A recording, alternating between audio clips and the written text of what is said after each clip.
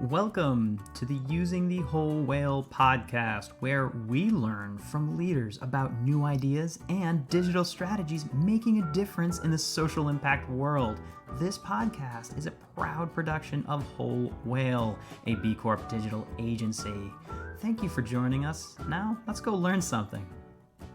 This week on the nonprofit news feed, well, we're bringing you some updates. We had World Cancer Day go by, but we also have, for the first time in nonprofit newsfeed history, a guest. And so we're going to be jumping into it and just reveal our mystery guest. But first, Nick, can you give us a quick update on what we saw with World Cancer Day? Yeah, George, I can start us off on this exciting moment in nonprofit newsfeed, the podcast history, lore. But this Saturday was World Cancer Day, where it seeks to emphasize the importance of awareness around cancer, its potential symptoms, and the importance of an early diagnosis and detection. The BBC, in reporting, acknowledged that the Day of Advocacy highlighted stories of young cancer patients who were misdiagnosed, acknowledging that young people too can get cancer. Many nonprofits rather, including Whole client LCFA, Lung Cancer Foundation of America, advocate for research, awareness, and community on behalf of those impacted by cancers of various types.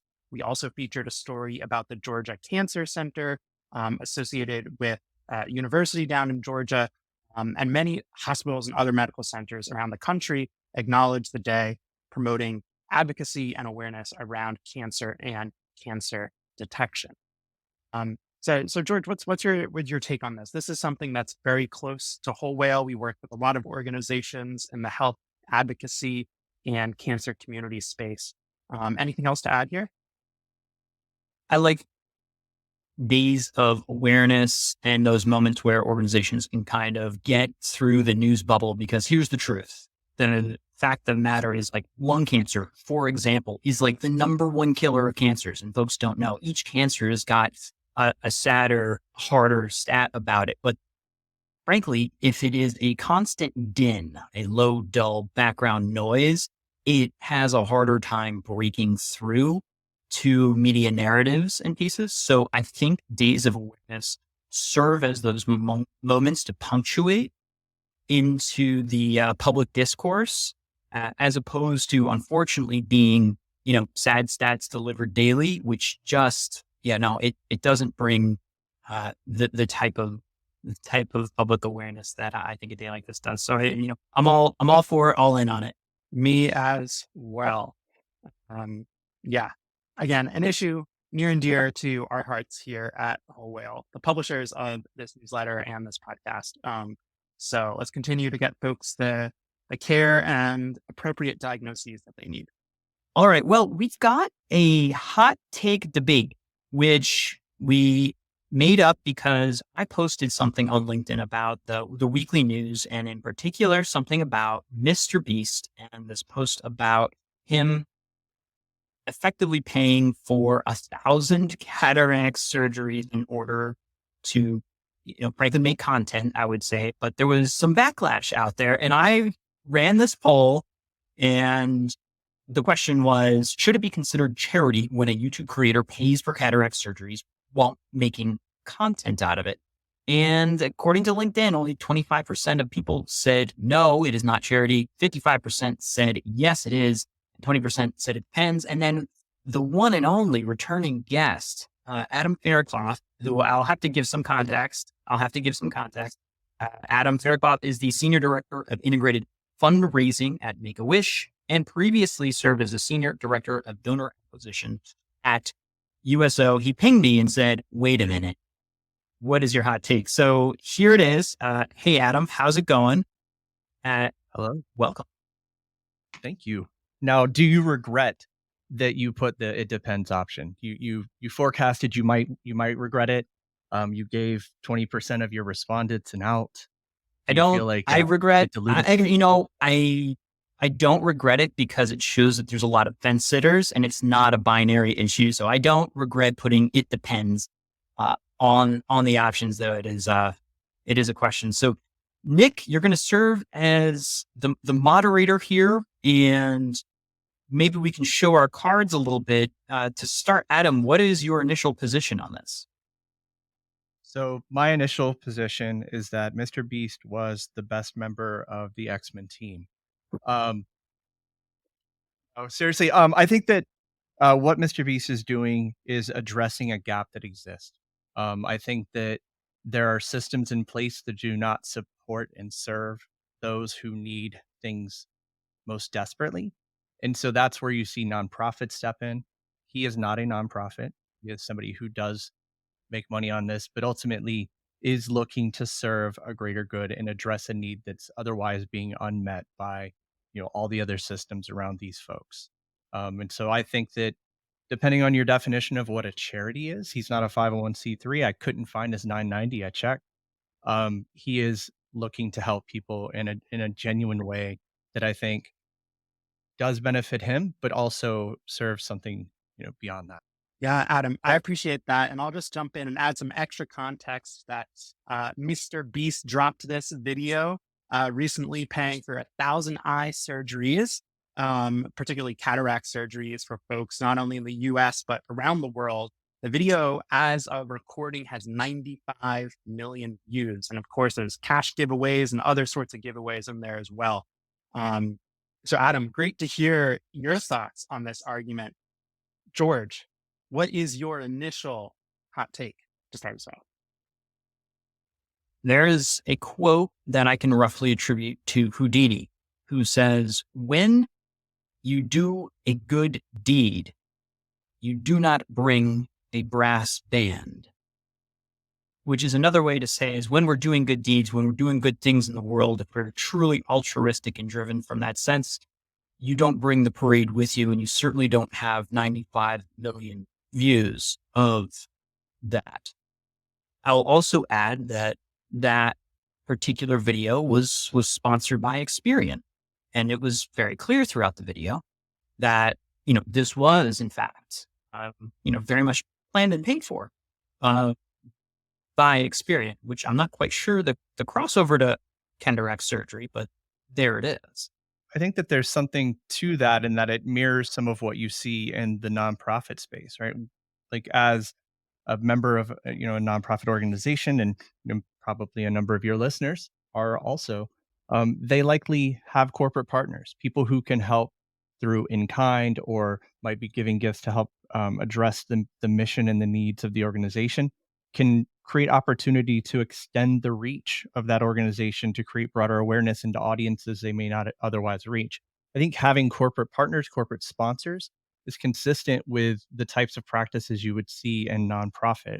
I also think that when you look at the money being raised off this, if you look at historically what Mr. Beast has done, most of the time he is reinvesting what he's earning into the production of his next video, which his stunt philanthropy has been a consistent theme for him. That is his brand. He's often looking at how he can lift up lives. And we know in the fundraising space, you have to build capacity because you have to be able to deliver on the mission you have now. But the mission probably isn't satisfied and complete today. And so you need to have the resources to then continue to do more in the future. And so I think there's, no downside here to like being able to bring in money that would allow him to create additional opportunities to create good in people's lives in the future, and that's a byproduct of having this content that's available for consumption. Adam, a question on that point. Of course, as a nonprofit professional, you know that nonprofits are often held to very high standards in public discourse around transparency and accountability and the efficacy of the programs they offer. Um, doesn't matter that Mr. Beast isn't a nonprofit. Should he be held to those same standards? Do you think that nonprofits are held to unrealistically high standards? Is that kind of what you're saying, or would you agree with that? I think that he is an individual and operates a for-profit business, and so he is not held to the same standards that a nonprofit would. But I believe that the organization that he partnered with for conducting these surgeries was a nonprofit. He was actually giving money directly to them, I think by the tune of $100,000 to help fund additional cataract surgeries that could be done beyond that. And so I think that by being someone who can create awareness to this need, 50% of the blindness is treatable, right? To be able to create awareness to that, to bring resources to bear to that, to partner with somebody who can help execute on that in a way that would be responsible is something meaningful. It is something that did change the lives of more than 1,000 people. I think that that's a great point and finding a nuanced distinction there. Adam, you did reference this as stunt philanthropy. George, I'd be Yeah. curious, um, how do you feel about this stunt philanthropy? And Mr. Beast is not the only content creator that does this. Well, as you look at, we called out this title here, the world's biggest YouTuber paid 1,000 people to get eye surgery, but is slammed for making content out of people who can't see. The medium is the message, and the artist inevitably has a fingerprint on that message. And when you go back through Mr. Beast's history, someone who started off creating Minecraft videos and tutorials of how to build stone houses, and then evolved to who can keep their hand on this car the longest for $10,000. And you look at this sort of narrative. One of the questions I have is, what are you really building? There's this sort of inevitable manipulation, it feels, of emotion. And that is your core ingredient. And when it's turned to charity, yeah, there are some beneficiaries there, but make no mistake, you're showing up alongside of who can hang on this bar and drop into water for reward. And, that flavor of capitalism and who gets to win can really leave a weird taste in your mouth when you're watching somebody see it for the first time, I would say. I think that's a really fair point and something that I've thought a little bit about. And like part of I think where Mr. Beast has been successful is because he has cast off the traditional models for how people might be able to affect good in the world. Right. And so he's not like showing up like I might and say, cool, I'm going to work at a nonprofit and try to address a particular need via the mission of my organization by, being part of that. He's sort of leaned into the attention culture and what it means to be on the internet and found a way to then monetize that for the purpose of be able to do a greater good at probably a faster pace in a way that does feel untraditional. It does feel different than what you would expect to see from an NGO, but does that make it bad? Maybe there are different ways to address things, and he's leaning into the problems of society, but finding ways to navigate them for something of benefit. Be curious, like what you think about that. It's a hard one for me to push back on because, yes, we were just talking about Cancer Day and awareness. We just have an amazing breakthrough of attention for the fact that this is a 10-minute surgery that is changing people's lives. And it's like, why aren't we doing this at scale? And that's a hard thing to get past, except for the fact that, again, the purpose of this video at its core is for him to outdo his last biggest stunt. This is a stunt. Yeah, the byproducts are people had eye surgery paid for, but I'll also note that if we factor a $2.13 CPM, which is the effective rate based on 2023 benchmarks for, again, this is a video that is garnering 95 at this point million ads. He's made $200,000 from just the CPM alone. Mind you, I bet he's got a better deal with YouTube than that, given he's their number one producer, notwithstanding the fact that there was actually a very in-ad done for Experian in there that had 2 ad placements inside of there. And so the question is, you have folks that essentially are offering up their story and a window into their life in a very intimate moment, and they're being compensated. But are they being compensated fairly given the revenue generation of that moment? I think that would be a question for the individuals, right? I can't speak to how they've assessed the value to be for what service they've received. I think that when you know that this surgery cost, I think it was between $1,500 and $2,500 to perform, and that these people did not have access to it. and they could not work. They could not live lives where they felt whole.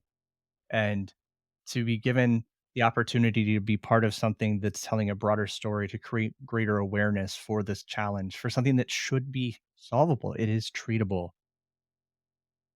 Yes, they're not making the same money that Mr. Beast is, but in fairness, that's not really the like profession and craft that they seek to excel within. If they were able to find their way to do this, and I realize I'm walking into some sort of slippery slope here, I suspect I see George is going to get me.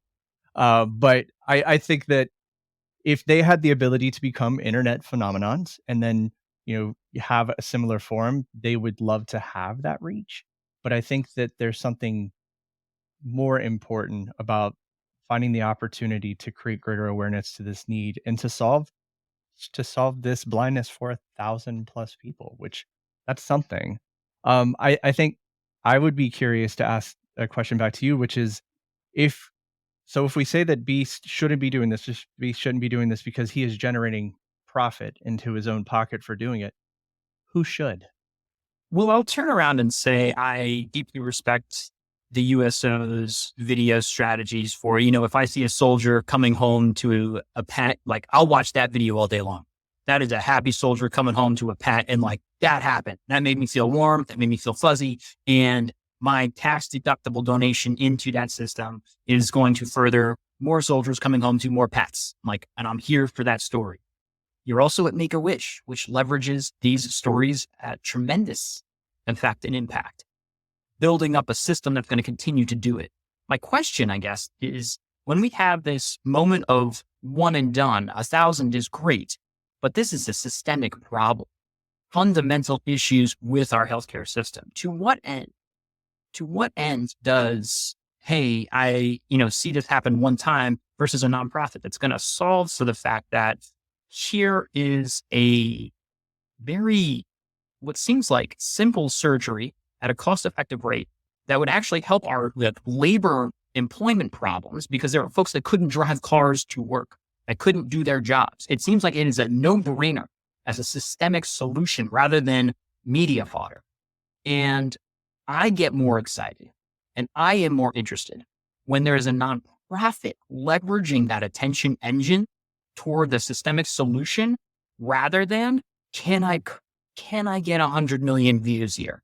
But then when you consider that there probably were nonprofits that existed already that were seeking to solve this that thus far have not been able to because maybe they were not able to garner the attention to generate the money to be able to conduct these surgeries, and that now, let's say 50 million plus people, because some of those views are reviews, right? Rewatches.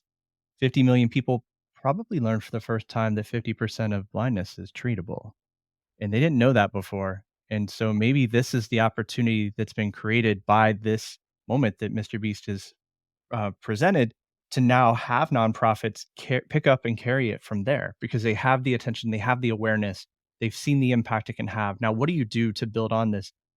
Yes, Mr. Beast is going to go on to do the next stunt philanthropy, right? But he has created the space and opportunity for those nonprofits that were not able to get the attention previously. They're having folks like us getting on these things and talking about this. We were not talking about this a couple weeks ago. He's done that. He's created that space for future success. Adam, I think that's a really interesting point. And this actually brings up an interesting question. Is this kind of content, this made to go viral content community, is this an earned revenue model that nonprofits should aspire towards? Is it sustainable? Is it a net positive? Or is it just a stunt? I think that it's something that I think there are definitely lessons that can be taken from it that anybody can look at how it might inform content strategy or even channel strategy. But beyond that, I think that some of the way in which Mr. Beast um, goes to market with the content that he produces might be too sensationalist for certain nonprofits. I think it's going to come down to like what's the brand identity and what is the messaging strategy and how is that brand perceived by its audience because you can try to be somebody who's doing the catchy viral sort of content and it just falls flat because your audience isn't in that space. We've seen time and time again when certain brands on Twitter try to be a little too clever and they stumble over their own shoes. So I think there's a space for it. There's lessons that can be learned, but I don't think that you can just wholesale pick up what he's done and then try to embody that yourself. Yeah, I'll say that anyone being like, oh, all I need is a camera and a story is just not true. I'd say this maybe highlights better the power of partnering with influencers, developing an aligned relationship and leveraging your story with their ability to tell it. Yeah, I think that these are fantastic points. So we've had a spirited debate, good Hold on, conversation. I have good one more. I ideas. have one more to land. I have one All more right, to try to okay. land here because I feel One like more punch to the I'm bowl. hearing Adam's side pretty aggressively, but there's one other narrative here that I think is important to pull out, which harkens back to unfortunately named, but frankly, what happened in the 90s with a lot of foreign aid to Africa, as it were called, flies in the eyes videos, where you had, frankly, African children being shown on camera having flies in their eyes with a sad Sally Struthers doing a narrative on top of it to raise funds. And it was, frankly, called out for being very manipulative, using stakeholders in a way that, they didn't sign up for painting, a sort of brush over an affected audience. And I really want to bring back to the sort of sensitivity of, a medical procedure, an emotional moment, and at what point do you cross over into manipulation? And also the fact here that there were some echoes of finally a white savior coming to Africa, a white male savior, finally fixing this problem in Africa, which let's not go back too far in history to Coney 2012 here. There are real problems with once you get into that narrative and perpetuating pretty annoying stereotypes. I think I'm going to stay at arm's length from the white savior argument because I think that there is something to that deserves examination by people who are more competent and capable to speak to it than the white guy talking to you on this call here. I think that that's probably not for me to wade into, but rather to acknowledge that, like, yeah, there's probably something to be looked at there and unpacked a little bit. But I think the other side of the question that you asked about was, at what point are you putting people in position of weakness and you're sort of exploiting them by showing the flies in the eyes, as you said. I think that that's something that people producing content in our space for a long time have been very sensitive to. So it's highlighting the need, but doing so in a way that you still allow people to have strength and to be respected in doing so. And I think that you see that represented in the way a lot of nonprofits tell stories now. And I think that that tracks with what you're seeing here. You're not seeing these folks who are legally blind and can't walk down a hall without tripping over themselves, or like none of this was from a position of like punching down or making these people look like pathetic in any way. This was telling their stories, the stories of these individuals, these humans, and these opportunity to like change the trajectory of what they've been experiencing. And I think it was done so in a way that like does tie into internet culture, and you have to like keep attention of the audience, but was never done in such a way that it was like predatory. Mm. Interesting analysis from both of you. Thank you so much for sharing. My last question, and then we'll wrap this up. Should Mr. Beast start a nonprofit? Or run for MrBeast.org? president. He said he's considered running for president when he turns 40. I believe that he does have a charitable arm. I know he has a channel specifically dedicated to it. I know that in the past 24 hours, they've been calling on him to get involved in some of the earthquake response. I think that there's something that could be considered there. It'd be a question of would that align with the way in which he wants to do these kinds of stunts. But I think that he's already demonstrated he can do a significant amount of good. I think to George's point about opportunities for influencers, how can he further shine a light on different nonprofit organizations and their mission? I think all of these things will do nothing but continue to create good things in the world, hopefully. I have to agree. His current also financial structure as a company allows him to parlay the wins of a previous video onto the next one and make bigger bets. And frankly, as a nonprofit, you would be so scrutinized for the quote overhead problem of doing this that it would be almost nauseating to watch, because frankly, it would be a very successful nonprofit, but it would be lambasted for how much he spends on the creation and promotion of videos as a factor of creating a bigger thing each time he walks out on YouTube. So the structure would fall down under a nonprofit, and I much rather see him pick up narrative threads, partner with great organizations, tell their story in this way, I'd say.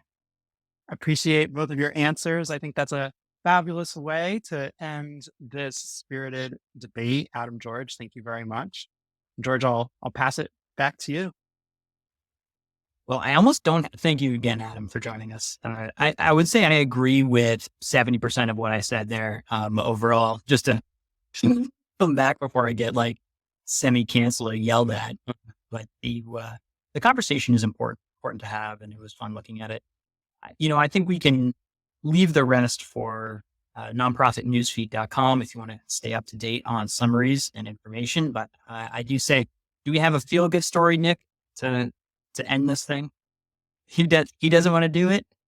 Well, I'll say that there is an organization, Mission Impossible, helps to help local animal shelters, coming from the Sunnyside Sun. And I always can go for an animal-themed pun, and it is pretty solid in terms of turning that around. And finally, Nick, I do have a question for you, though. Oh, brother. What did one plate say to the other at the annual charity dinner? What?